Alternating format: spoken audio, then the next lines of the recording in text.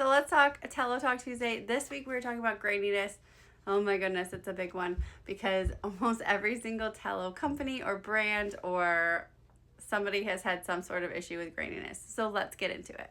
My name's Megan. I'm the owner and maker behind Made New Naturals, and I'm here to kind of go through some of the information that you might want to know about tallow each Tuesday, so make sure you stay tuned to learn more. Okay, let's get into it. Grainy tallow does not actually mean that it's spoiled. It does not mean that it's bad. It does not mean that it's moldy. So it is still completely usable. Now, let's get into why it happens.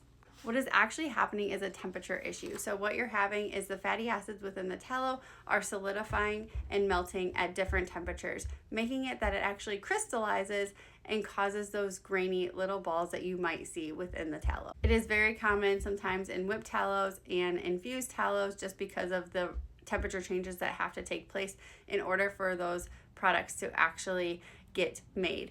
Now, the biggest thing that I can say is that if your tallow is sitting in your bathroom or your kitchen or somewhere where there's a temperature fluctuation most of the day, that is actually going to cause the graininess within your tallow because those fatty acids are actually crystallizing and melting depending on where it's at in your house if there's a temperature change. So makers try to avoid this by making sure that we are whipping at the same even temperature consistency, so that way there's not that graininess that's coming.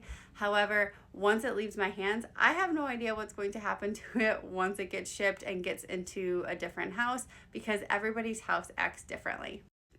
Grainy tallow is 100% usable. Just add a couple more seconds to putting it on and you're good to go. But if you want the graininess to completely disappear, you're going to have to liquefy that tallow. So meaning you're going to have to take that container and put it into a double boiler or put it into a warm water bath in order for that grainy texture to go away. Now stir it a little bit, give it a good stir, put it into the fridge to rapid cool. Now, depending on the size of it, you're going to want to check it every couple minutes. If you plan to whip it, you're going to want to mix it in between so that way it stays a nice softer consistency so that you can whip it. If you just want it to be a balm with no whip, then just put it right in the fridge and it'll harden and be good to go.